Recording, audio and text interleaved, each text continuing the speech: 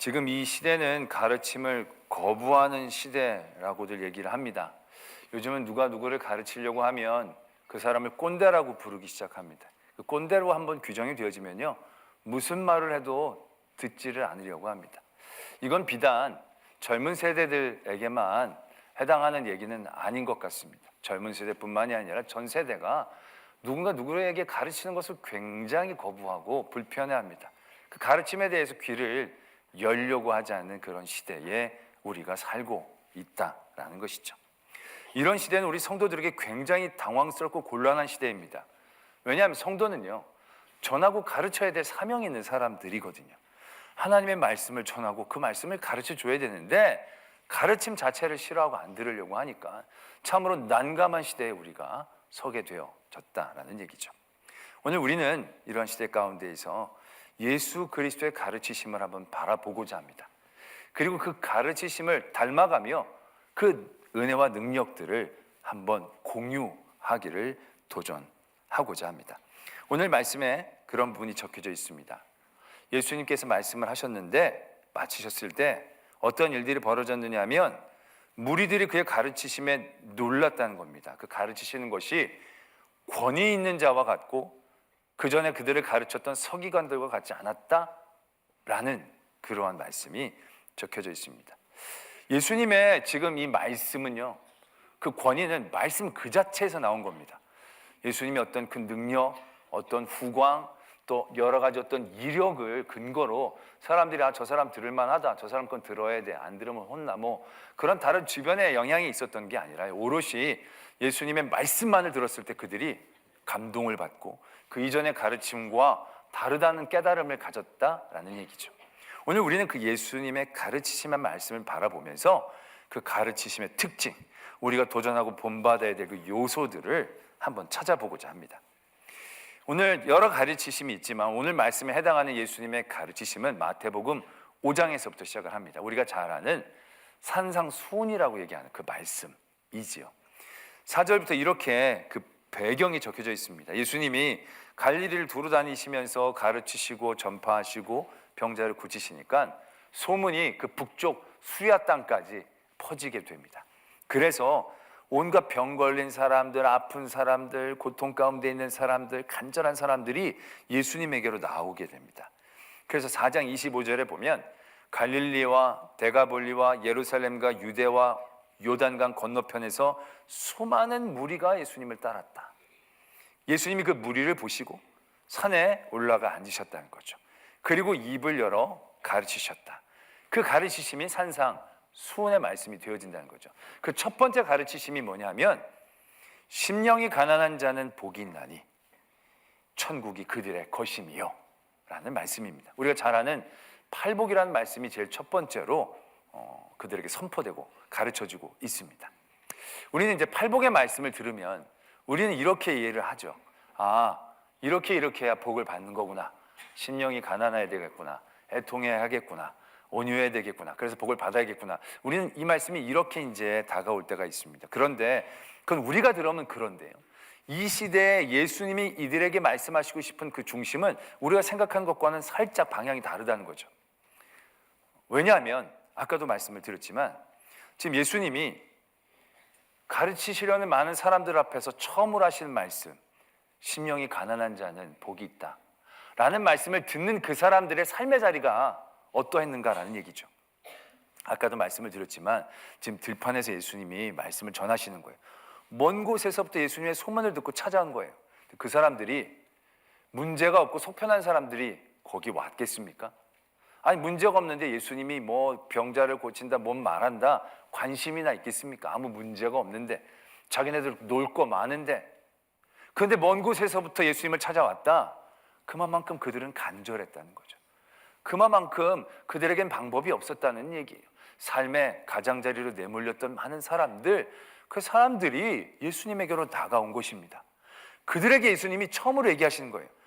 여러분들 마음이 가난해져야 복이 있는 겁니다. 그래야 천국에 가는 겁니다. 이런 분위기가 아니라는 거죠. 이렇게 얘기하십니다. 마음이 가난합니까? 복이 있는 겁니다. 이미 천국이 그들의 것입니다. 여러분들 지금 감동을 못 느끼시는데 이쪽 버전으로 얘기하면 이렇게 얘기하는 겁니다.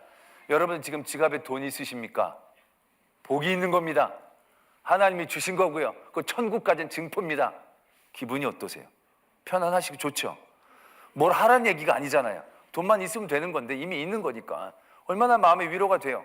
여러분 집에 한 두 채씩들 다 있으시죠? 재산세 때문에 걱정 많으시죠? 걱정하지 마세요. 집이 두 채 있는 사람은 복이 있는 겁니다. 하나님이 주신 겁니다. 왜 아멘 안 하십니까? 두 채보다 많으셔서 그런 겁니까? 통장에 한 10억 정도 있으시지요? 복 있는 겁니다. 하나님 다 주신 겁니다. 아주 잘한 겁니다. 여러분들 만사형통할 겁니다. 듣는 분이 얼마나 좋으세요? 만약 여러분들에게 마음이 가난한 사람이 복이 있는 겁니다. 부자는 복이 없는 겁니다. 다 파세요. 통장 비우세요. 그럼 편안하시겠어요, 여러분들이? 아니라는 거예요. 근데 지금 예수님이 그들에게 여러분 돈이 있어야 됩니다. 집이 있어야 됩니다. 건강한 게 복이지요. 그럼 그들이 마음이 좋겠습니까? 그게 아니라는 겁니다. 지금 예수님 앞에 나온 사람들은요, 가난한 사람들이에요. 정말로 가진 게 없는 사람들이에요. 그래서 어디서 치료받고 이럴 길이 없어서 정말 예수님이 기도해 주시면 낫는다는 얘기 듣고 거기서 온 거예요. 그들을 향해 예수님이 이렇게 얘기하시는 거예요. 여러분들은 본인 스스로가 아무런 소망이 없다고 생각하시지요? 여러분들 나는 왜 이렇게 지질이 복도 없나 이렇게 생각하시지요? 아닙니다. 심령이 가난한 사람은 복이 있습니다. 천국이 그들의 것이기 때문에 그렇습니다. 그들 가운데 기쁘고 즐거운 사람들이 몇이나 있겠습니까? 그들은 지금 울고 불고 절규하는 삶의 자리에서 나온 사람들입니다. 그들에게 예수님이 이렇게 얘기하십니다. 애통합니까? 눈물이 납니까? 신음하고 있습니까? 나는 왜 이렇게 늘 아픈가? 나는 왜 지질이 복도 없는가? 그렇게 생각하십니까? 아닙니다. 애통하는 자가 복이 있습니다. 그들이 하나님의 위로를 받을 것입니다. 온유한 자가 복이 있습니다. 지금 이들은요, 교만할 거리가 없어요. 뭐 온유할 그런 여지가, 그냥 삶 자체가 온유해요. 사람들에게 이리 가면 저리 가고, 이리 밀리면 저리 밀리고, 뭔가 대항하거나 반항하거나 내세울 만한 것이 아무것도 없는 사람들이 대부분일 거예요. 삶 자체가 그냥 온유해요. 온유라고 얘기하보다는 그냥 낭떠러지라고 얘기하는 게 맞을 거예요. 화낼 것도 화낼 이유도 화낼 사람도 없는 그런 사람들에게 예수님이 이렇게 얘기하세요. 온유합니까? 온유한 자는 복이 있습니다. 그들이 땅을 기업으로 받을 것입니다. 의에 줄이고 목마른 자, 지금 이들은요 여러 가지 삶의 어려움, 고통, 죄악으로 다들 죄인이라고 낙인 찍히고 손가락질 뒤에서 궁시렁궁시렁을 받는 사람들이 많이 있었을 것입니다. 그들은 늘 의에 대하여 간절히 부르짖었을 것입니다. 그들에게 이렇게 얘기하시는 거예요. 의에 줄이고 목마르시지요. 그게 복이 있는 겁니다. 하나님이 여러분들과 함께 하실 것입니다. 예수님의 가르치심은요 명령이 아니었어요. 이래야 복을 받는다, 저래야 복을 받는다라는 가르치심이 아니었어요. 예수님은요 그들에게 소망을 보게 하신 거예요. 그들이 없는 것을 가지라고 얘기하지 않고요, 할 수 없는 것들을 하라고 얘기하는 게 아니고요, 이미 그들이 가지고 있는 그것들을 보게 하신 겁니다. 그들은 없다고 생각하고 길이 아니라고 생각했던 그것을 길이라고, 소망이라고, 복이라고 선포하고 계신다. 이게 예수님의 가르치심의 첫 번째 특징이었다는 얘기죠. 그 다음에 예수님이 이렇게 말씀하시죠. 너희는 세상의 소금이다. 너희는 세상의 빛이다. 이렇게 얘기하십니다. 예수님이 너희들 소금이 되라, 빛이 되라, 그렇게 얘기하고 계시는 게 아니에요. 지금 이들은요 삶의 자리에서 자기가 잉여적이라고 생각했던 사람들이 대부분일 거예요. 혼자 나올 수 없어서 가족들에게 부축을 받고 나오면서 나만 없었으면 우리 집안에 부담이 없을 텐데, 나만 없었으면 이 사람, 우리 부모님들이 고생 안 했을 텐데, 내 남편 아내가 힘들지 않았을 텐데, 늘 이러한 마음과 무거운 죄책감 가운데에 눌려있는 사람들이 적지 않았을 거예요.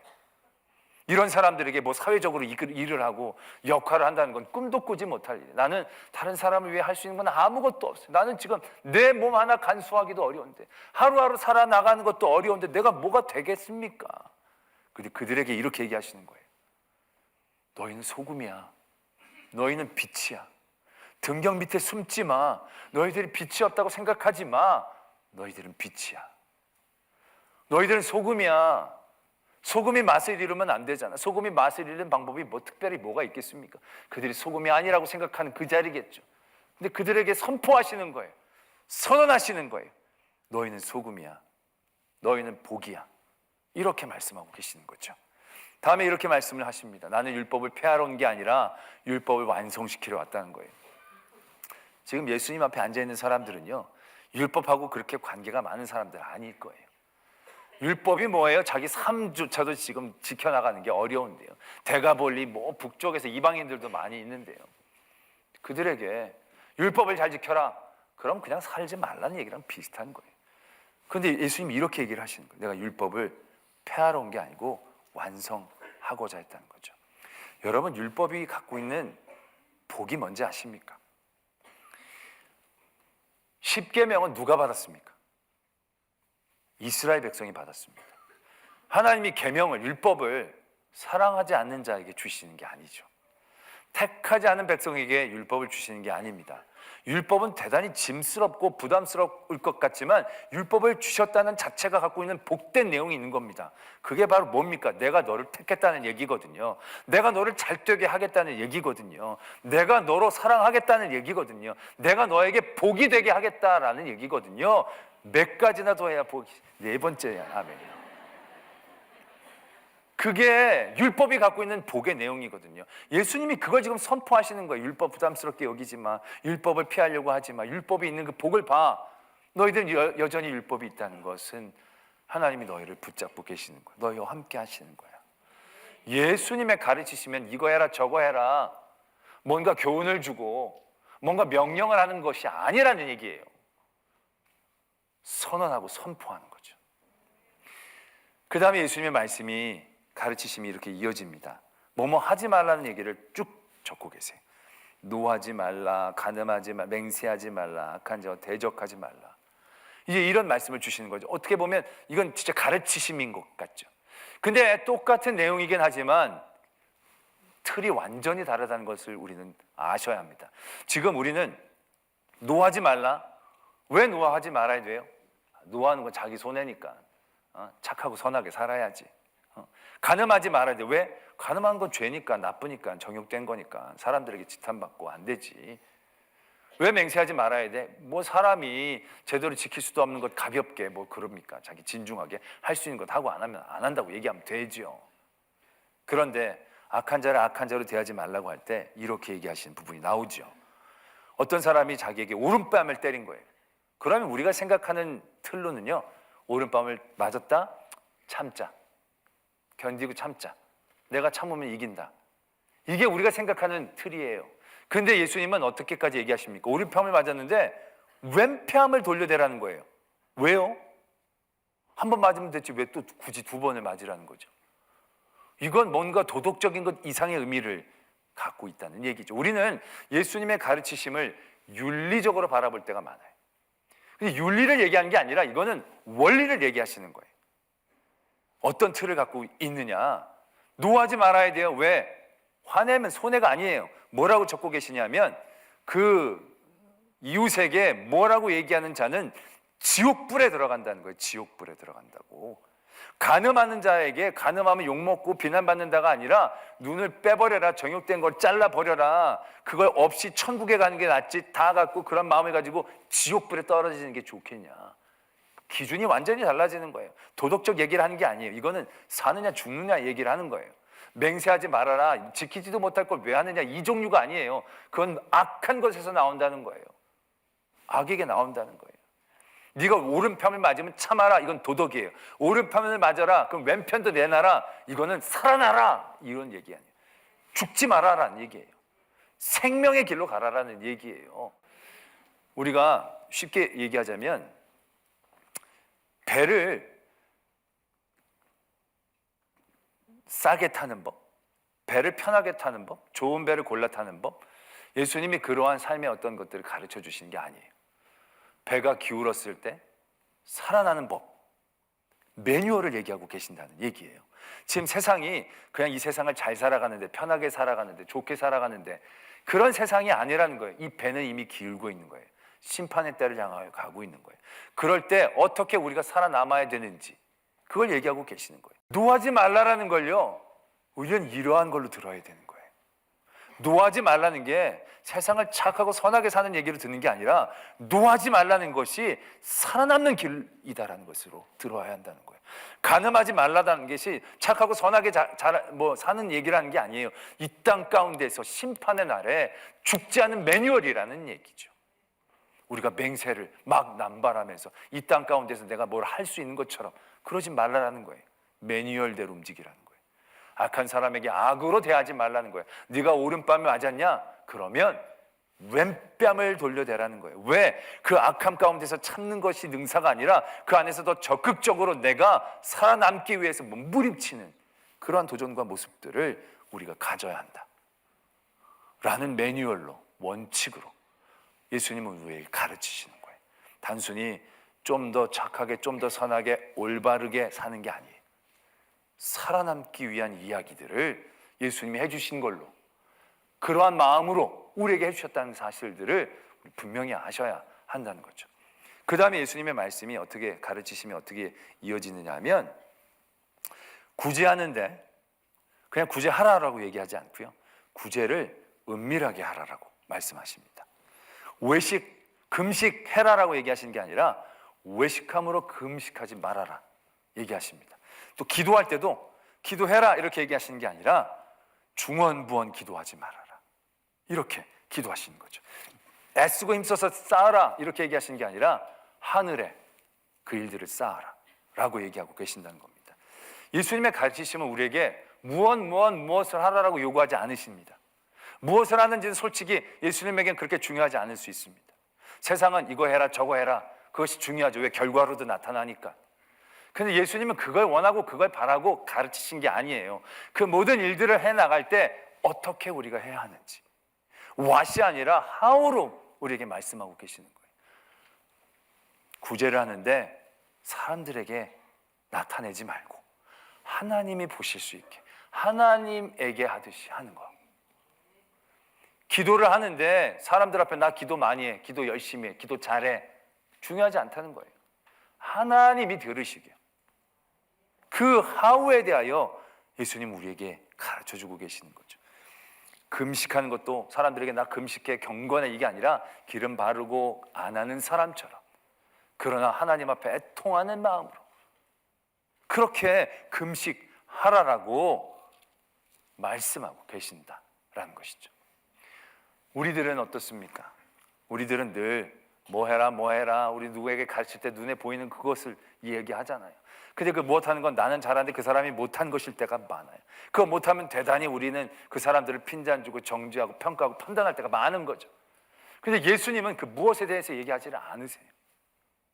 그것보다 어떠한 마음의 중심과 방향을 갖고 해야 할 것인가를 우리에게 가르쳐주고 계신다는 거죠.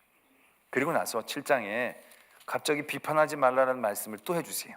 그 다음에 조금 있으면 구하라 두드리라는 말씀을 또 해주세요.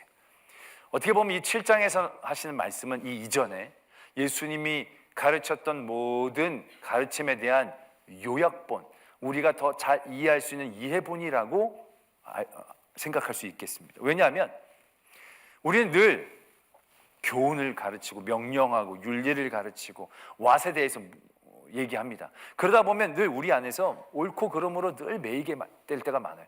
틀렸다, 맞았다, 옳다, 그르다. 그런데 예수님은 그 문제에게서 떠나기를 원하시는 거예요. 맞고 틀리고의 문제가 아니라 주님께 구하여야 한다는 겁니다. 주님께 나가야 한다는 것입니다. 방향을 틀어야 된다는 것입니다. 세상의 문제에 매이는 것이 아니라 하나님에게서 그 길을 얻어내야 한다는 것을 어떻게 보면 우리에게 쉽게 요약본처럼 가르쳐주고 계신다라는 것을 발견하게 됩니다. 그렇죠. 우리는 누군가를 가르치려고 할 때 거기에 매일 때가 많이 있습니다. 선한 거, 옳은 거 이런 걸 가르치려고 많이 애를 쓰죠. 그러나 그런 가르침에서는요, 제대로 된 길을 얻기가 어렵습니다. 오늘 예수님, 누구보다도 심판하고 판단할 수 있는 예수님이 그렇게 가르쳐 주시지 않잖아요. 그들에게 선언해 주세요. 그들의 옳고 그름, 나쁘고 뭐 좋고 이 얘기를 하는 게 아니라 그들에게 있는 걸 봐주시고 그것들을 이렇게 세워주신다라는 얘기죠. 그리고 이것저것 네가 나쁘다 좋다가 아니라 정말 우리가 살아갈 수 있는 원칙에 대한 얘기들을 해주고 계신답니다. 근데 우리는 그 일 가운데 늘 옳고 그름으로 매여서 길을 잃을 때가 적지 않다라는 얘기예요. 옳고 그름으로 우리가 생각하는 자리들은요, 결국 마지막 자리에서 하나님 앞에 뭔가 부끄러움의 자리에 서게 되어지는 경우들이 적지 않다는 겁니다. 우리가 늘 옳고 그름을 따지는 모든 마음의 속에서 갖고 있는 마음은 뭡니까? 죄가 안 되는 만큼 누리고 싶은 마음, 죄가 안 되는 만큼 즐기고 싶은 마음, 결국 그 마음은 하나님을 기쁘시게 하는 마음, 생명을 살게 하기 위한 애씀과 노력과 최선을 다하는 일들 가운데는 결이 다른 자리에 서게 되어지는 시작이라는 얘기죠. 그래서 늘 이게 맞습니까? 틀립니까? 라고 묻는 모든 사람들의 중심은 굉장히 잘못된 방향으로 가고 있다는 것을 깨달아야 돼요. 여러분들께서 말씀을 읽다가 뭔가 신앙적인 고민을 하다가 이게 정말 잘못된 겁니까? 죄입니까? 아닙니까? 라고 질문한 그 자리에 여러분들을 바라보세요. 최선입니까? 그게 여러분들이 살려고 애쓰는 길입니까? 하나님께 구하고 두드리는 그 길 가운데서 생겨난 질문입니까? 대부분 아닐 겁니다. 세상 가운데서 적당히 죄 안 짓고 살고 싶어하는 여러분들의 마음들, 그래서 죄 안 짓고 지옥 가기 직전까지 줄타기를 하면서 믿음의 생활을 지켜나갈 수 있겠죠. 그래서 천국에 들어갈 수는 있을지도 모릅니다. 많은 천국에 들어가서 과연 부끄러워하지 않겠느냐라는 얘기죠. 예수님은 지금 우리에게 그러한 방향을 가르쳐주고 계시는 거예요. 예수님은 옳고 그름을 얘기하고 계시는 게 아니고 우리에게 뭘 하라고 얘기하시는 게 아니고 너희들 제발 살아라. 너희들은 살 수 있다. 사는 방향으로 뛰어라라고 우리에게 말씀하고 싶으신 거예요. 왜? 예수님의 가르침 안에는 생명이 있는 거거든요. 생명을 주고 싶어하는 간절함이 그 안에 있는 거거든요. 우리의 가르침의 자리를 우리 한번 다시 되돌아봐야 합니다. 우리가 누군가를 가르치려고 할 때 그 마음에 뭐가 있습니까? 그 안에 그 영혼을 살리고 싶어하는 생명에 대한 마음이 있습니까? 아니면 그 사람을 가르쳐서 덕을 쌓기 위한, 그 사람을 가르쳐서 정죄하기 위한, 이거 비판하지 말라, 뭐 노하지 말라, 이거 예수님도 이거 잘 안 지키셨어요. 예수님도 화냈어요. 성전 가서 막 화냈어요. 예수님도 바리새인과 서기관들을 비판했어요. 비난했어요. 그럼 예수님 자기가 얘기한 거 안 지킨 겁니까? 아니거든요. 예수님은 왜 비난하고 노해도 아니고 우리가 그러면 나쁜 거냐? 중심이 다르거든요. 원칙이 다르거든요. 예수님이 왜 성전을 뒤집고 화를 내셨습니까? 내 집을 왜 이렇게 더럽히냐고 막 화가 나서 화를 낸 겁니까? 기도하는 이 하나님의 집, 그 기도를 통하여 우리가 생명을 얻게 되는데 이 길을 막아버리면 어떻게 하느냐? 그 생명의 길을 막아버리는 그런 울분이 예수님의 분노거든요. 바리새인과 서기관들을 비판하는 비판이 너희들은 그러면 끝이야, 너희들은 그냥 멸망이야, 끝이야, 그냥 정죄하는 비판입니까? 너희는 상종을 못할 자리구나, 그렇게 하는 비판입니까? 아니거든요. 그들 또한 살기를 원하시는 예수 그리스도의 강력한 외침이거든요. 제발 정신 좀 차려라. 정죄만 하면서 자기가 거리를 두고 심판만 하는 게 아니죠. 예수님이 자기의 생명을 걸고 그들을 살리시기 위한 그 외침을 던지고 계셨다는 얘기죠. 그래서 예수님의 가르치심은 권위가 있는 겁니다. 생명에 대한 것이니까, 원칙에 대한 것이니까, 또 하나님을 향한 방향에 대한 것이니까. 할렐루야. 우리 모든 성도님들 그러한 예수 그리스도의 가르침의 중심을 담기를 원합니다. 우린 꼭 가르쳐야 합니다. 전해야 합니다. 그럴 때에 우리의 그 가르침의 자리에서 우리의 마음의 중심이 내 의, 내 선이 아니라, 저 사람의 죄에 대한 답답함과 괴로움이 아니라 그를 살리고 싶어 했던 예수 그리스도의 그 생명에 대한 마음을 품기를 바랍니다. 저 사람을 살려야 하는데, 저 사람 저기로 두면 안 되는데, 그러한 마음이 우리에게 있으면 우린 그들을 대할 때 명령하지 않고 선포해주고 싶어 할 겁니다. 하나님은 널 여전히 사랑하셔. 하나님은 너를 버리지 않으셔. 너에게 하나님의 귀한 것들이 그 안에 있어. 그러니까 그 자리에서 하나님께로 돌아가자. 그러한 마음들이 우리에게 생겨날 것이고, 그러한 마음으로 가르칠 때에 주의 가르침의 역사가 우리를 통하여 계속되어지며 하나님의 나라가 이 땅 가운데 이루어지는 역사의 그 한 부분을 우리가 감당하는 복이 있을 줄로 믿습니다.